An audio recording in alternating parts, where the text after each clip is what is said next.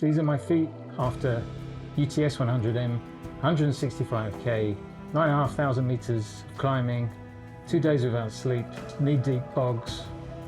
They've looked better. Fair warning, I'm about to show you my feet. If you're in the middle of your meal, best turn around for a few seconds. But if you're an ultra runner, you've probably seen worse. I'm not a medic, I'm not a podiatrist, I'm an ultra runner. And I made lots of mistakes and I've learned from them. I just want to share what I've learned before my next race. This is about what happened, what I did about it, and what I'll do differently on my next race. Foot problems didn't end my race, but they came really close. By managing them twice, the second time in the middle of the night, 36 hours in, I probably got to finish the race and other people didn't. 3 separate problems, all feet related, all not sorted quick enough. First one was toenails. Even before UTS 100M, my big toenails were broken from ARC 100 in January. I think it's very waterlogged. A new toe bed was growing underneath the damaged toenail. As I'm running the course, technical 165 kilometers, the fabric at the top of my shoe is repeatedly tapping my toenails, the dead toenail. That caused a problem.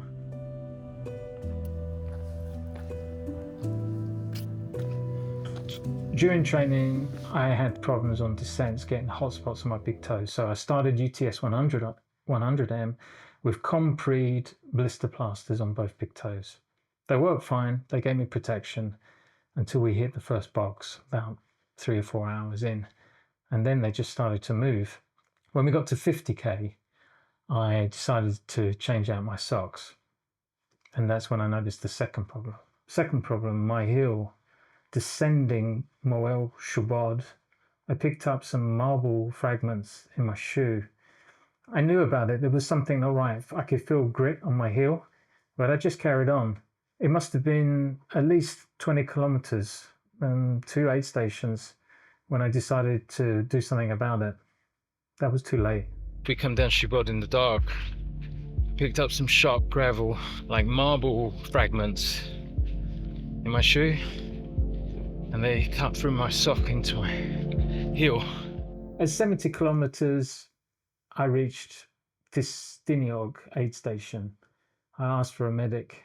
My feet were macerated, white, wrinkly. I've been running for hours in bogs. My feet were waterlogged. I learned when you've got macerated feet, they look terrible and you can't do anything with them until they dry out. We waited 10 minutes, my feet there elevated, let my feet breathe and dry out. It felt like time I didn't have at 70 kilometers of 165 kilometer race. I had no choice, I had to wait. After my feet had slightly dried, the medic cut some fleecy web for my toes and another felt pad for my heel, each to a specific size to fit perfectly under my toe and my heel. This detail matters. Every corner of the felt gets rounded off with scissors. Sharp corners on the padding create pressure points and edges that catch on the socks and move. Put fleecy web, 2 pieces on my big toe, one to protect the toenail and one to help with the calluses below. So I used 2 pieces of K-tape, and the order is important, up and over first and then wrap around. That way when you put your socks on you won't peel them off. Remove any bunching in the tape with scissors before you finish. The neater the job, the longer it will last. When I left the aid station, it was raining, but you know, to be honest, I felt like a new person. I wasn't thinking about my feet anymore. I could focus on the race. I actually left there in the rain smiling. Yeah, so when you tape your feet, I wondered how long it would last. When I got to redo 110, as I swapped out my socks, I realized it doesn't last that long. A lot of the tape had come loose and moved. I asked the medic to give me a hand They were very kind. I just had to let my feet dry out again, gave them a clean using my socks actually. That's all I had at hand at the time. And then the medic pointed out that only a single piece of K-tape had been used to keep the padding on my heel in place, and that wasn't sufficient. It needs to have an anchor system apparently. So I'll show you how they did it. The correct method, and I'm going to show you on my own foot, is the anchor and wrap system. Felt padding over the damaged area, cut to the right size, all corners rounded, then tape starts at the back of the heel, 2 strips coming forward and round each side, overlapping underneath the foot. Then I use a second strip, overlapping 50% of the last one, coming from the bottom up and over the front, which covers the first layer and yeah, less likely to come loose. I had this question for the medic at the time: is it okay to tape my feet while they're soaking wet, while they're macerated? And the reply was, well, the tape will keep that moisture in your feet. It will potentially accelerate the damage. Not a good idea. Give them 5-10 minutes. Let them get their color back. I've been trying 2 types of tape since the race. I've got zinc oxide tape, which is more rigid, it's more adhesive, it's better in really wet conditions. However, it doesn't stretch very much and you have to be careful that you don't overuse it. It's good on something like a heel injury, but around your toes maybe it's not flexible enough.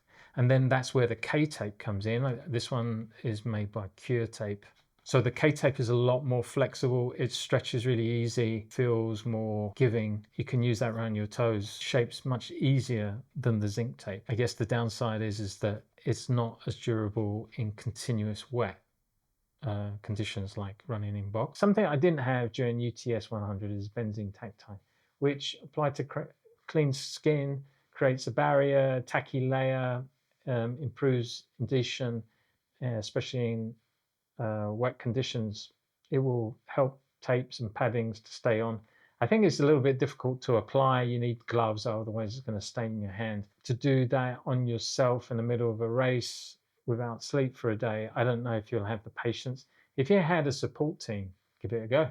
I've got a long run over the weekend. I plan on taping my feet and doing a before and after, create a short for that. I'll run through whatever conditions I find. I think it's going to be hot this weekend, but it will be a real world test, not a studio demonstration. The grit in the heel that I should have dealt with earlier, the Compre blister plasters that I knew wouldn't last. I should have started the race with padding and taped my feet from the start. Like and subscribe if you'd like to see this weekend's test, and if you haven't seen the UTS documentary, I'll leave a link in the description. And if you've got foot care tips, leave them in the comment. I'm still learning. How was that?